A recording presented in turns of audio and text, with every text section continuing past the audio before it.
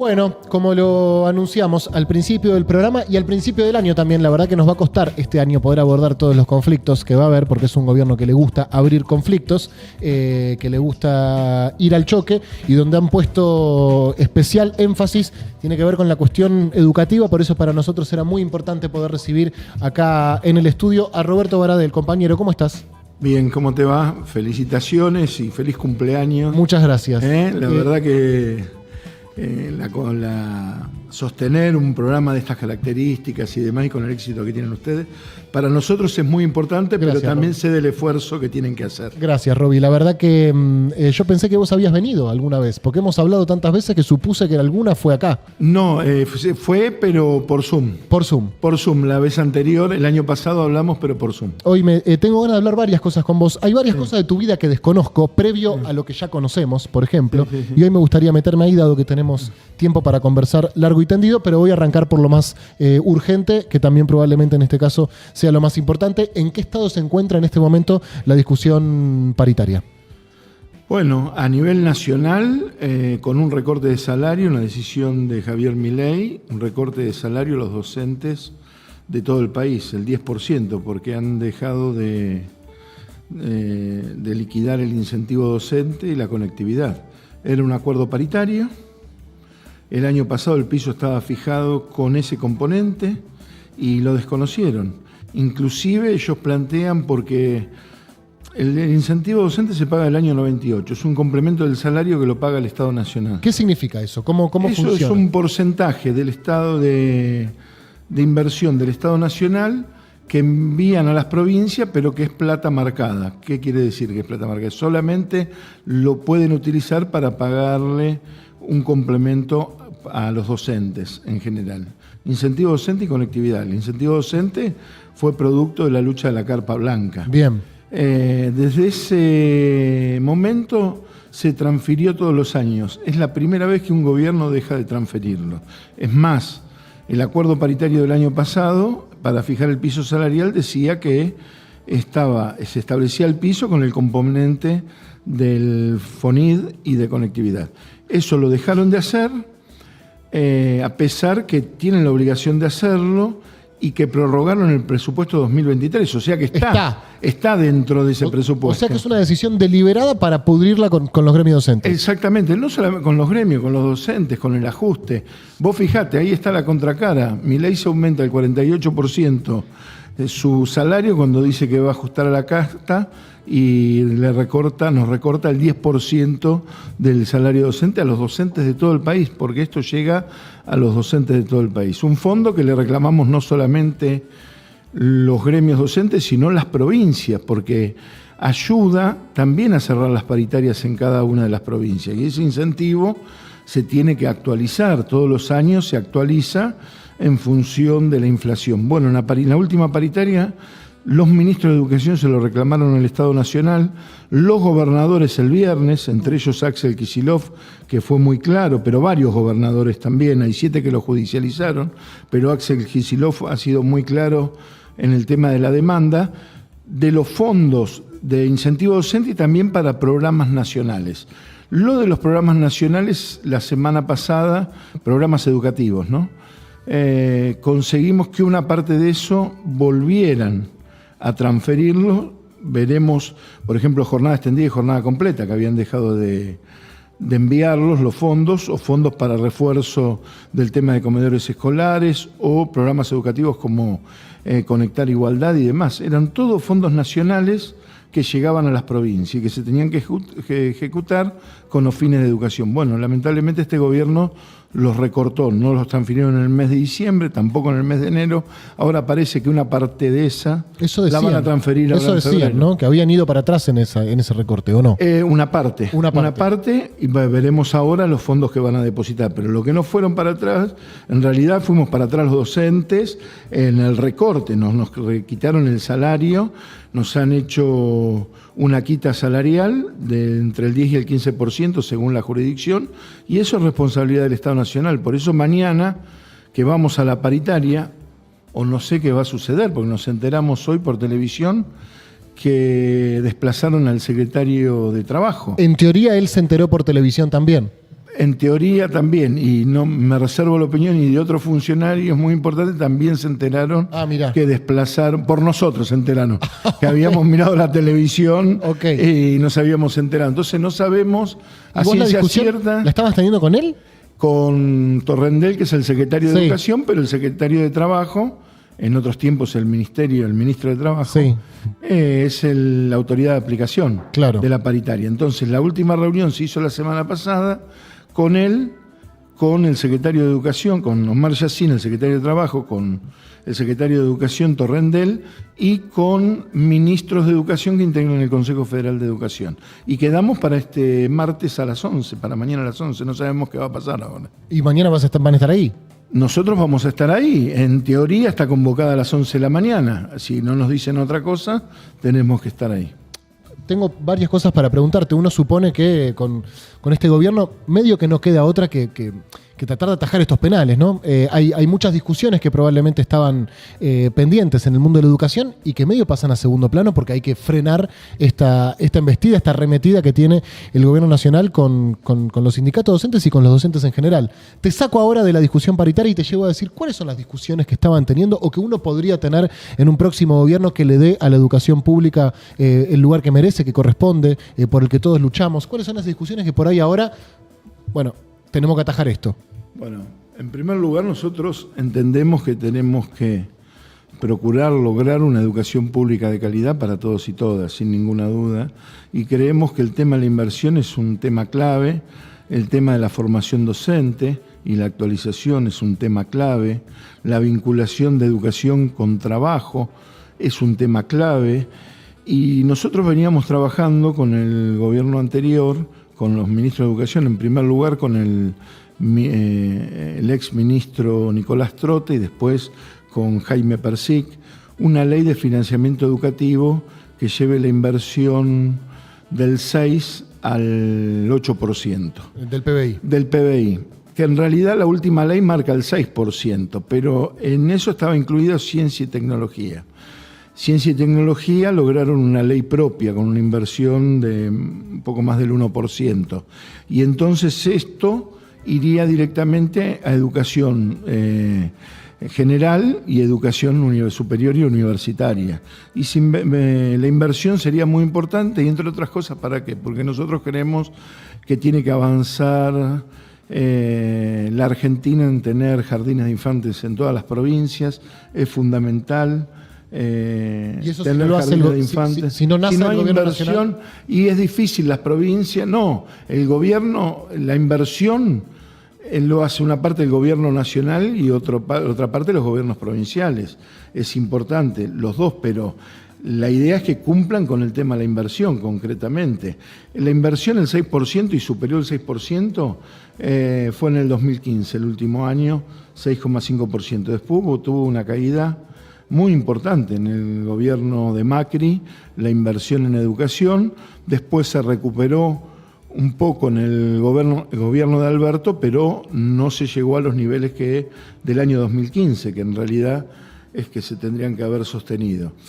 Y bueno, escuela de jornada completa, escuelas técnicas, había un programa para construir 200 escuelas técnicas en todo el país, 100 escuelas técnicas en todo el país, había programas de formación y actualización para los docentes, había programas para la entrega de tecnología en las escuelas y para los chicos. Bueno, para todo eso es necesario el tema de la inversión. Ahora, se habla de educación como servicio esencial, porque se supone que la educación es esencial y le recortan el salario a los docentes y le recortan los fondos a las escuelas. Entonces te das cuenta que es una gran hipocresía. La esencialidad que plantean ellos es para que ustedes no puedan hacer paro. Claro, no es solamente para que no podamos protestar directamente.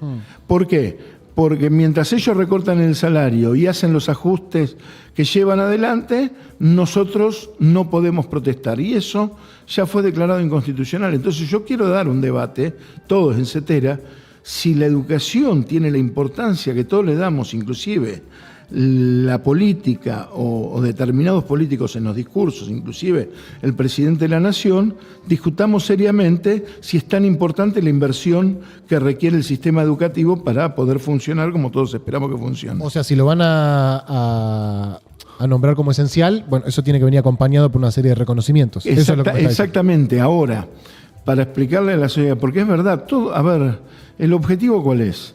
Que los chicos tengan clase todos los días y que aprendan una educación de calidad para todos y todas. Eso es lo que pretendemos nosotros. Para eso se necesitan recursos a llevar adelante. Y nosotros venimos discutiendo con los diferentes gobiernos. Entonces, ahora, la esencialidad que plantean ellos es la esencialidad que plantea la OIT para determinadas actividades que la paralización total o parcial de la actividad pone en riesgo la vida, la salud o la seguridad de las personas. El Por suministro ejemplo, eléctrico y... Vamos al tema de los médicos. Los médicos Sí. pueden hacer un paro, pero Sí. en terapia intensiva tiene que haber un médico. Perfecto. Una guardia mínima. Una guardia mínima. Controladores aéreos. Pueden llevar adelante medidas de fuerza, pero tiene que haber alguien en la torre Bárbaro. que controle. Bueno, Bárbaro. en el caso, entonces tienen que establecer guardias mínimas.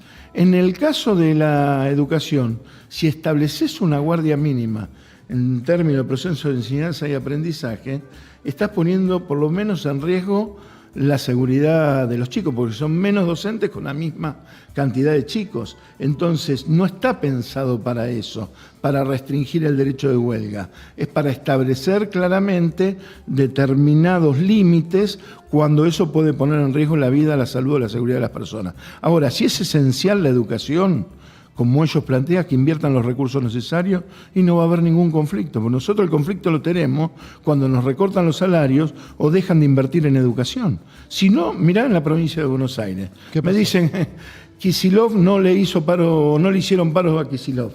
Y en realidad, ¿por qué tendríamos que hacer paros a un gobernador que llevó adelante paritarias permanentes, invirtió como ningún gobierno yo que tenga uso de memoria en la provincia de Buenos Aires en infraestructura escolar, defiende la educación pública? ¿Cuál sería el sentido de hacerle un paro a Axel Kicillof? A no ser la cuestión política ideológica. A María Eugenia Vidal, si María Eugenia Vidal hubiera hecho lo que está haciendo Axel Kicillof, no hubiéramos tenido conflicto con María Eugenia Vidal. Es más, te voy a decir que el primer año, cuando asume María Eugenia Vidal, no hubo paro docente. No En el 16 no hubo paro. No hubo el inicio del ciclo lectivo porque hubo paritarias y había diálogo. Después cortaron el diálogo, intentaron bajarnos el salario de infraestructura, ni hablar, un desastre lo que hizo María Eugenia Vidal. Hasta hoy todavía tenemos que lamentar, y lo vamos a lamentar de por vida, la muerte de Sandra y de Rubén en la explosión de la Escuela 49 de Moreno. Un año estuvimos reclamándole que inviertan en infraestructura escolar. Íbamos los 5 secretarios generales y secretarias generales del Frente de Unidad Docente Bonaerense a la Gobernación a presentarle una nota para pedirle una audiencia, nos cerraban la puerta de rejas en la cara. Eso fue el gobierno de María Eugenia Vidal. No nos prestaron atención, hicimos varias acciones que no eran paro. Recorrimos los despachos de los legisladores, fuimos a la Dirección General de Cultura y Educación, hicimos radios abiertas, ¿nos escucharon o no nos escucharon? Consecuencia, la explosión de la Escuela 49, que afortunadamente los chicos no estaban en clase, entraban antes, ¿no? De carrera. unos minutos después, porque si hubiera sido que unos minutos más tarde hubiera sido una catástrofe directamente. Entonces, eso hay que discutir las cosas en serio. Y cuando dicen que la educación es un desastre, no es un desastre. Lo mismo que diría si te diría que la educación en Argentina está en los niveles más altos del mundo. Sería una gran mentira. Entonces, hay dificultades, hay cosas que mejorar, los chicos tienen que aprender más y nosotros estamos dispuestos a discutir todo lo que tengamos que discutir en función de ese objetivo. Che, Roberto, ¿y con el gobierno hay instancias de negociación? Sí, porque bueno, me decís que mañana tiene una reunión, recuerdo que fue convocado también un cuarto intermedio por no me acuerdo si 6 o 7 días, que fue interrumpido el martes pasado, o esa era la idea, o es mañana el día. El día de... El cuarto intermedio que se termina. No, el cuarto intermedio es el que mañana, se termina mañana. ¿Funciona como un bloque homogéneo el gobierno y todos responden la misma, digamos, tesitura de Milei? ¿O tenés funcionarios que por lo menos tienen una capacidad de comprender lo que pasa en las aulas y en las escuelas? No, mira, nosotros hemos conversado con el secretario de Educación. Sí. Y tengo que decir que es una persona de diálogo, ¿no? Bien. Entonces, ¿Lo conocías ya vos antes? No lo conocía. Estuvimos conversando con él, con Sonia Leso, y es una persona que escucha, que también tiene sus posiciones, coincidan o no con nosotros, cosas que no coincidimos para nada, pero es una persona que plantea lo que piensa, y él cree que todos tenemos que hacer un aporte en términos de mejorar el sistema educativo a nivel nacional, ¿no? Y en cada una de las provincias. Yo lo planteo a nivel nacional porque así lo plantea la Ley Nacional de Educación, porque mi ley dice, no, es responsabilidad de las provincias que se hagan cargo. Y eso, ¿sabés a qué nos lleva? A la década del 90, donde las provincias, los docentes no cobraban, los chicos no tenían clases y a nadie le importaba absolutamente nada. Por eso fue lo de la Carpa Blanca. El Estado Nacional tiene responsabilidad en el sistema educativo y tiene responsabilidad en la educación de nuestro país. Lo marca la ley, no es que lo digamos nosotros, por concepción lo pensamos nosotros, pero además lo marca la ley, ¿no? Y bueno, te tengo que decir que venimos conversando con el secretario de Educación. Te vuelvo a decir, hay cosas que no coincidimos, Bien. cosas que coincidimos, pero hay un diálogo y hay un intercambio. Pero la plata la pone Caputo, ¿no? La plata, ahí tenemos una la suelta dificultad. más que la pone. Sí, porque, por ejemplo, el Ministerio, la Secretaría de Educación, los fondos de incentivo docente que adeudaban del año pasado, los devengó, esto quiere decir un acto administrativo que se los envió al Ministerio de Economía y el Ministerio de Economía no los pagó. Entonces ahí hay un problema concreto, un problema real. No, yo creo que es la política directriz del gobierno de Milei es el tema del ajuste. Claro. Uno supone o quiere creer con cierto optimismo o visión idílica que la educación pública es un pilar que los argentinos defendemos. Que más allá de a quién se vota, es algo que si vos preguntás en la calle, ¿defendés la educación pública? De hecho, había varias encuestas, ¿no? Y decían, sí, la educación pública sí. Sin embargo, uno también puede ver que ganó Milei y que varias de las cosas que está haciendo las decía en campaña. Eso es así, tal cual como lo vos planteás. Y es hay una dificultad, yo creo que hay una disputa en términos culturales muy importante. Es decir, vos, Baradel, sabías que esto iba a pasar de alguna forma. Bueno, sí ganaba Milei. Sí, exactamente. Estaban advertidos con respecto a esto. Sí. ¿Y qué pensás que tiene que ver? ¿Se perdió un poco esa idea del Igual vos fijate que primero que Milei no ganó las elecciones, las perdió. Hay que ponerlo en claro, salió segundo en las elecciones. Después sí optaron por Milei, ganó el balotaje. ¿No? Pero él fue la segunda fuerza. Y vos fíjate que del balotaje, de lo que planteaba en campaña, el balotaje, por ejemplo, con educación cambió el discurso. Que no era tan así, que no iba a llevar adelante los vouchers. Entre las generales y el balotaje. Una de las cuestiones que modificó con respecto al tema de educación pública, porque como bien decís vos, es un valor en nuestra sociedad muy arraigado. Sí. También hay un debate en el tema de la sociedad, porque es verdad que los papás, todos los papás, mi nena va a la escuela pública, mis 3 hijos más grandes fueron a la escuela pública. Queremos que tengan clase todos los días y queremos que los chicos aprendan.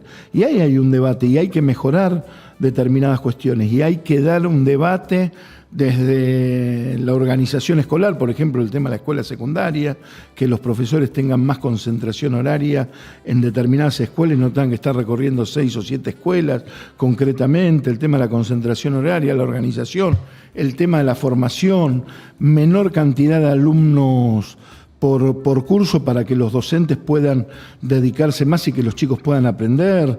Es más y mejor educación, escuela de jornada completa. Cuando plantearon lo de la quinta hora, nosotros le dijimos a Jaime Persic, por supuesto que siempre es mejor que haya más horas de estudio, pero lo que creemos, sinceramente, que sería muy importante que la mayoría de las escuelas de nuestro país tengan jornada completa. Para eso se necesita una inversión en infraestructura, se necesita en formación concretamente, en docentes. Bueno, Por eso nosotros planteamos el tema de la ley de financiamiento educativo. El gobierno plantea que hay un problema de alfabetización en la Argentina y dice que va a orientar recursos en ese sentido. ¿Hay un problema de alfabetización en la Argentina? Mira, tiene que ver con un problema fundamentalmente de comprensión, de aprendizajes. Ellos le dan el título de alfabetización. Los chicos tienen que aprender a leer y escribir sin ninguna duda en el primer ciclo de la escuela primaria. Tiene el tema de comprensión de textos, hay que mejorarlo y hay que trabajar. El tema de lectura hay que trabajarlo y reforzar en ese marco. Por supuesto, las operaciones matemáticas es otra cosa que hay que reforzar, y también el tema, no hay que olvidarse de ciencias sociales. Ciencias sociales también es muy importante para la comprensión de un país, ¿no? Y hay que trabajar fundamentalmente, por supuesto, ciencias naturales. Pero por ejemplo, en la provincia de Buenos Aires, si hablas con Alberto Sileoni, está llevando adelante determinados programas que son excelentes, que van en el camino de mejorar los aprendizajes de los chicos, ¿no? La enseñanza por un lado y los aprendizajes de los chicos. Y creo que en ese sentido estamos de acuerdo todos, ¿no? Che, ¿y el resto de la comunidad educativa? Te pregunto por las familias, por los centros de estudiantes, por las cooperadoras. ¿Cómo se integran a esta discusión?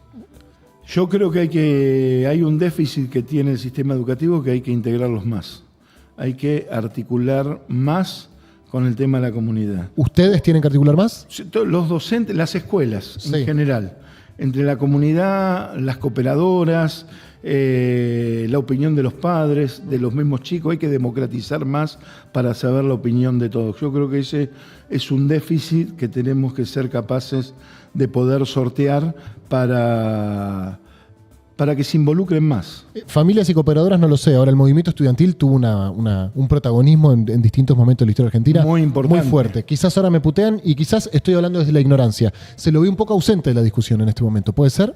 Mirá, el movimiento estudiantil, por ejemplo, en el gobierno de María Eugenia Vidal y Mauricio Macri, fue clave en la provincia de Buenos Aires para que no cerraran los institutos de formación docentes o carreras, concretamente como ciencias políticas, como psicología, como historia, fue clave. También la defensa de la educación técnica.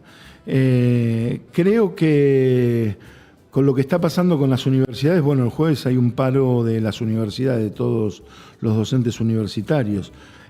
Yo creo que ahí el movimiento estudiantil tiene un rol fundamental y de defender lo que es la inversión en las universidades. Porque las universidades, con el presupuesto que se le está dando, no tienen para funcionar después del mes de mayo, junio, por ahí, ¿no? Sí. Está, entonces, creo que ahí... Hasta la Universidad de Buenos Aires lo Hasta dijo. la Universidad de Buenos Aires. Y en eso, más allá de si uno defiende la educación pública, tiene que ser protagonista de defenderla en serio. Más allá que después no coincidamos quizás partidariamente o políticamente, inclusive ideológicamente en algunas cuestiones, pero los que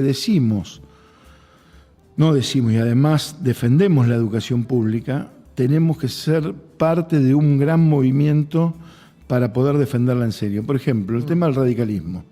El radicalismo siempre tuvo tradición de defensa de la educación pública. ¿Qué tiene que ver con las ideas de Milei o qué tiene que ver con las ideas de el PRO con respecto al tema de la educación pública, que van en el sentido de privatizarlo? Bueno, y yo hablo también con varios sectores, con rectores, con referentes, también con diputados, que se paran en el tema de la defensa de la escuela pública. Bueno, lo que pasa es que tienen que salir. Y el movimiento estudiantil universitario y en general juega un rol fundamental en ese sentido. Y yo te digo, apuesto mucho a la movilización de los estudiantes porque siempre han sido fundamentales en la defensa de la educación pública. Hablabas del radicalismo. Dentro del peronismo hay una tendencia a reconocer y discutir ciertas problemáticas en torno a la cuestión educativa. Lo viene planteando Cristina incluso cuando dice que defendemos la educación pública o la escuela pública, pero muchos de nuestro espacio mandan a sus hijos a escuelas privadas. ¿Te parece que incluso dentro de nuestro espacio, cada vez que se trata la problemática educativa, se identifica a los sindicatos y a los docentes como parte de un impedimento para abrir esa discusión y no como los actores que debieran estar al frente de esa solución? Dentro del espacio político también hay prejuicios en ese sentido. Y a veces no están dados los debates que se tienen que dar o las articulaciones. Y yo creo que hay que dar esa ¿Y por qué, Roby? ¿Por qué llegamos a esto? ¿Por qué pasó esto? Porque a veces se simplifica bueno, lamentablemente porque se han hecho las cosas mal, si no hubiera ganado Milei en la República Argentina, ¿no? No hubiera ganado Milei. Si se hubieran hecho las cosas bien, si se hubieran puesto objetivos claros, si no hubiera habido tanto internismo adentro del tema del espacio y decisiones más firmes por parte del gobierno anterior, seguramente, y objetivos más claros de conjunto, colectivos, a llevar adelante, creo que estaríamos en otra situación. Pero bueno, hay que dar ese debate, hay que profundizar, no hay que enojarse, no todos pensamos lo mismo. Ahora, si decimos defender la educación pública, ese es el punto de acuerdo, bueno, ¿cómo la defendemos? ¿Qué escuela queremos? ¿Qué educación queremos y para qué país queremos? Demos los debates que tenemos que dar. Te voy a hacer una pregunta un poco tilinga. Cuando vos estudiás otros modelos educativos de otros países, sí, ¿hay alguno que tomes como modelo, como referencia? O por ahí, bueno, uno quizás en la historia argentina encuentra referencias que quizás nos sirvan para... A ver, la Argentina ha sido muy importante el sistema de educación pública, hay que mejorarlo sin ninguna duda. Hay países que se toman como ejemplos con una inversión estatal fundamental, que es si no existe la educación privada. Entonces, creo que en ese sentido hay que trabajar, por supuesto, tomando lo bueno o experiencias que nos puedan servir aquí en la Argentina, pero también reivindicando la historia de la educación pública en la República Argentina. En eso sería muy interesante que la convoques algún día a Adriana Puilós, que la verdad... Fue viceministra, ¿no? De Trota. Claro, y además una pedagoga, una eminencia, sí, claro, a nivel internacional impresionante. Bueno, y sobre lo que es la historia de la educación en la Argentina. Aparte, ha escrito una obra muy importante en ese sentido. Yo creo que tenemos que ser capaces de dar los debates sin prejuicios, porque muchas veces y simplificamos la discusión, ¿no? Y a veces también nos pasa que en función que la ola va para la derecha, algunos piensan que está bien correrse más a la derecha. Sí, dudamos muchísimo en invitarte, Roby, la verdad, te soy sincero. No, lo que quiero decir que no es... lo que quiero decir que hay que profundizar el tema de las discusiones, que no podemos simplificarlas y no podemos no tener la capacidad de estar a la altura de las circunstancias, que hubo una derrota cultural muy importante, que de eso tenemos responsabilidad aquellos que decimos que construimos o intentamos construir otra perspectiva para nuestro país, con justicia social, con educación, con trabajo. Bueno, ¿qué es lo que hicimos mal para que la sociedad diga no es por acá, es por este lado, por el lado de Milei? Si vos escuchás las cosas que dice Milei o el sistema de valores que representan, la verdad, no es bueno, nadie lo quiere para un país. El tema de criticar la justicia social, el tema de la solidaridad, lo que hizo el otro día, ¿era necesario provocar de la manera que provocaron con el tema del Salón de las Mujeres? Bueno, la respuesta... Es un lenguaje que utilizan, sí, ¿no? La respuesta se la dieron las mujeres en la calle, que fue impresionante. El Salón de las Mujeres estaba en la Plaza de los Dos Congresos, y la respuesta también hay que reivindicar a Axel Kicillof, que va a establecer el Salón de las Mujeres en la provincia. ¿Cuál será la provocación del 24 de marzo, ¿no? Que seguramente alguna habrá, seguramente sí, alguna. Yo sabía que estaba pensando mucho en la ESMA. La ESMA no la pueden cerrar porque además, por toda la lucha que implicó las madres, las abuelas, cómo la defienden, porque están a conciencia de nuestro pueblo y porque se logró que es patrimonio de la UNESCO, Patrimonio de la Humanidad, concretamente, declarada por la UNESCO.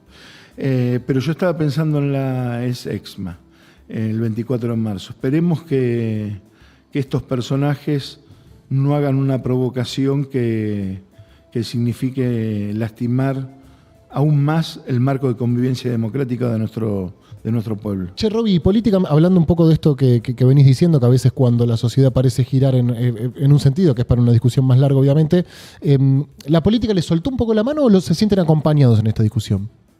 Mirá, pasa esto muchas veces, y lo voy a decir claramente. Cuando la política, en términos generales, porque nosotros también somos parte, no todo, un club de fútbol, un sindicato, las instituciones de nuestra comunidad, de nuestra sociedad, también somos parte de la política. Pero cuando un proyecto político, un partido político, fracasa electoralmente y asumen otros, cuando los otros que asumen van en el sentido contrario para quitarle derecho a los trabajadores y al pueblo, somos algunos los que damos la cara y ponemos el cuerpo para poder resistir a ese tipo de situaciones. Y no se escuchan muchas voces, muchos especulan.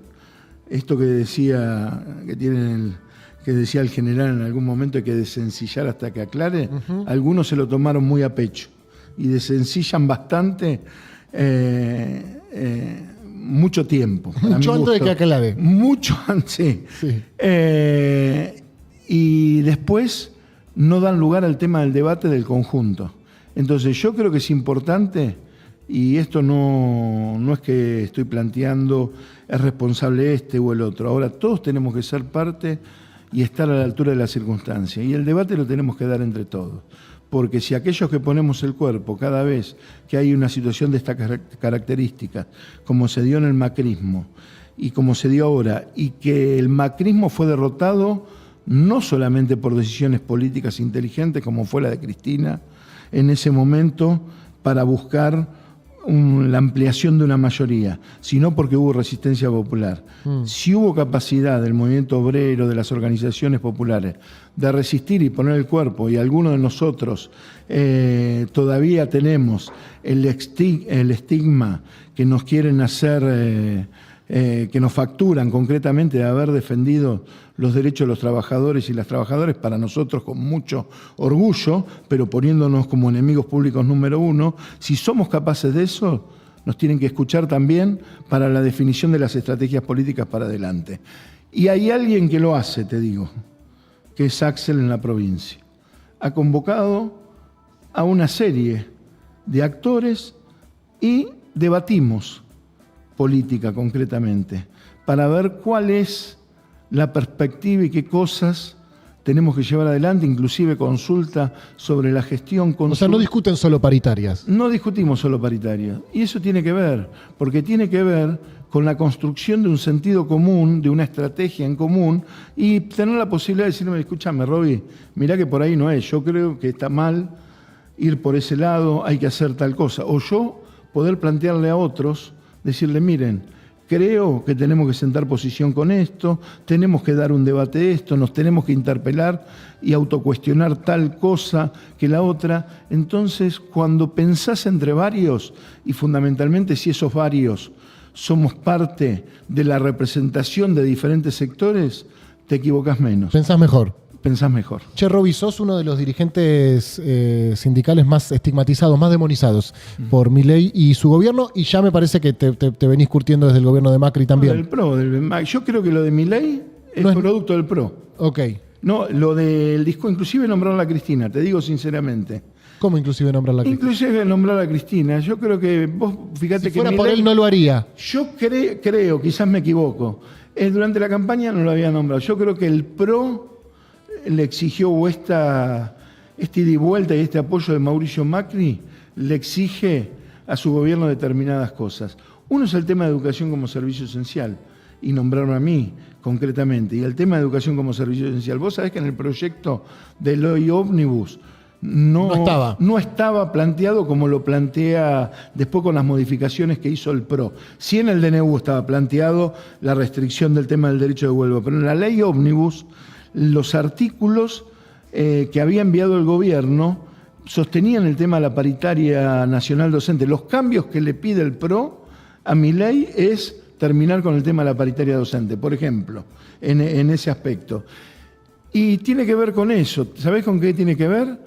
Con que a algunos o a muchos de nosotros no nos pueden callar, porque no tenemos precio, no nos pueden comprar, y porque no tienen carpetas con qué poder extorsionarnos.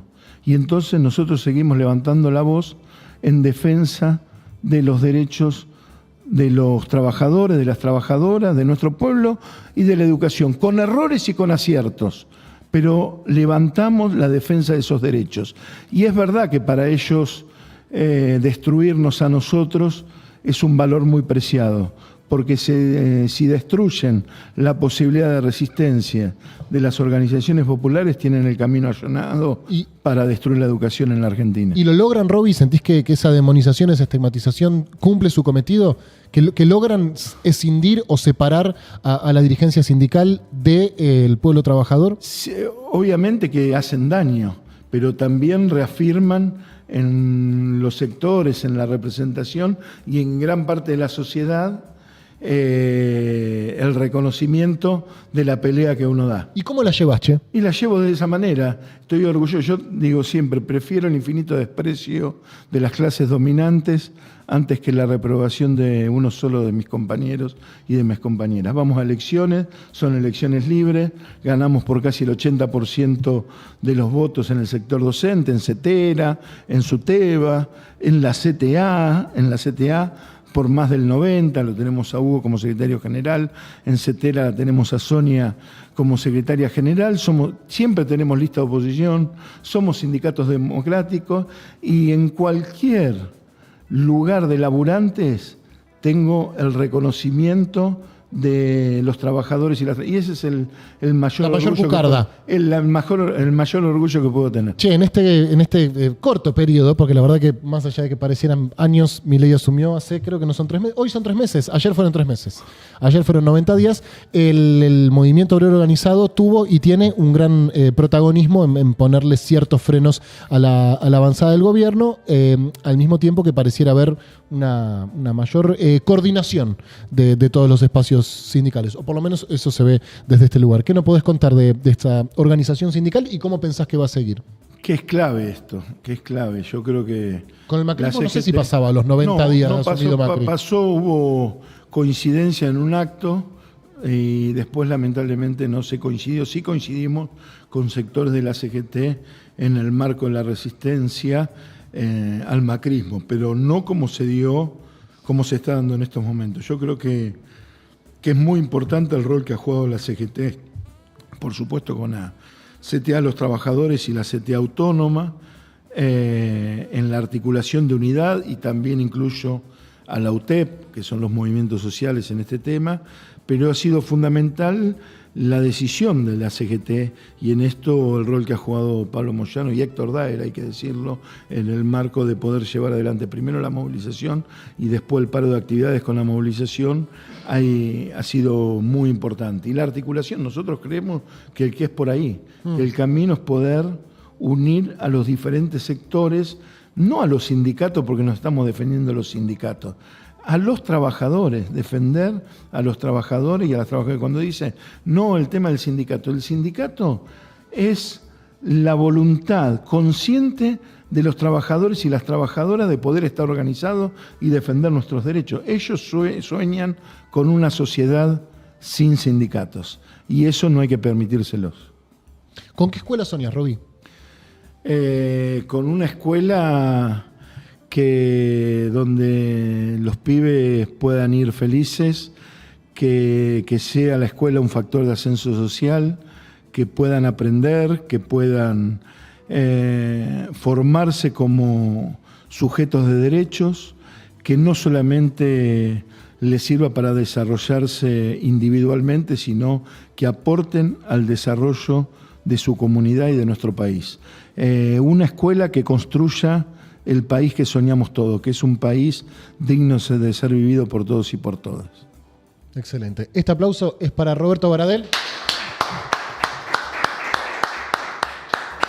¿Qué ha pasado acá por Gelatina? La verdad que espacios para demonizarlos a ustedes, para tirarles tierra, para ponerles palo en la rueda, hay un montón. Cuentan siempre acá con el micrófono de Gelatina para que se escuche la voz de los docentes. Y te mando un saludo de las compañeras en particular y de los compañeros también. Gracias, Roby. Te mandaban un abrazo muy grande y también no es toda nuestra solidaridad, porque hay que decir el tema, que atacan el tema a la cultura precisamente porque la cultura tiene que ver con la construcción de un sentido común y hacer pensar a la gente y hacer disfrutar a la gente de otra manera, de una perspectiva diferente. Y ellos la toman de enemigo a la cultura porque la cultura abre el pensamiento de muchos y de muchas. Pará, te voy a hacer una última, perdón, estamos fuera de entrevista porque ya te aplaudimos y te despedimos, pero me agarró una duda. Viste que muchas veces los tiempos de los medios o de las redes no son los tiempos de la política, ¿no? Entonces hay como una demanda para que un presidente decida ya sobre algo porque se está discutiendo durante todo el día en la tele, y los tiempos de la política son otros. Con el sindicalismo pasa algo parecido, que es que los opositores al gobierno de Milei como que necesitamos ver una beligerancia y una vehemencia, que por ahí los tiempos del sindicalismo son otros. ¿Qué tenés para decirle al que pide paro por tiempo indeterminado ya mañana, todos los días, de todos los gremios, y que la CGT está dormida y que la CTA esto y que el sindicalismo que hay que construir los mayores niveles de unidad que nos permita construir mayorías para derrotar a un proyecto político que viene a dañar la Argentina? Hoy nos enteramos que le hacen un acuerdo por la vía troncal con el gobierno de Estados Unidos, concretamente. Vienen a entregar la soberanía, vienen a entregar los recursos naturales a nuestro país, como inclusive de muchos que votaron a Milei quieren tener la posibilidad de poder desarrollarse y vivir dignamente. En definitiva, de ser felices. Ahora, para hacer eso necesitamos construir mayorías. Y para construir mayorías tenemos que buscar el más amplio consenso. Es verdad lo que decís vos. Hay un sector muy importante y muy intenso que reclama poder salir ya. Y hay otro sector que no. Nosotros tenemos la responsabilidad de poder juntar a esos dos sectores y hacer las cosas que tenemos que hacer. Si me preguntás a mí, tenemos que unificar cuanto antes una medida de alcance nacional para decir basta de este tipo de políticas. Hoy me daban un centro de estudio, el IDESBA, me daba algunos datos. De noviembre, comparado a noviembre, a enero de este año, 10 millones de medicamentos menos. 7 millones recetados. Eso es una política criminal, porque los 7 millones de medicamentos recetados que no se compraron tiene que ver con que la gente no puede hacerle frente a los problemas de salud, y seguramente muchos de ellos, lamentablemente, en situaciones muy complejas y cercanas a la muerte. Entonces, ante ese tipo de políticas, nosotros tenemos que dar un mensaje claro, firme y contundente. Y eso es la convocatoria también a un paro general de actividades de todas las centrales sindicales, que seguramente en el mes de abril se va a dar sin ninguna duda. Yo creo que ahora hay que apostar muy fuerte. La marcha del 8 de marzo fue impresionante y la verdad hay que reconocer el trabajo y la militancia de las mujeres sin ninguna duda, y creo que el 24 de marzo es otro hito. Ahí tenemos que ser millones saliendo a las calles reclamando en contra del negacionismo y en defensa del sistema democrático en la Argentina. Roberto Baradel, muchísimas gracias y suerte mañana. Bueno, vamos a ver si nos convocan a paritaria o no. Bien. Si cambiaron al secretario. Va a cambiar, pero hay que por ver ahora se fue, no sé si se fueron, no sé si designaron a otro. Hay que poner La Nación Más, nos enteraremos por ahí, nos contará Majul. Bueno. Muchas gracias. Ustedes no se vayan porque yo tengo que cerrar todavía el programa y tengo algunas cosas que decirles y que contarles. Ya venimos.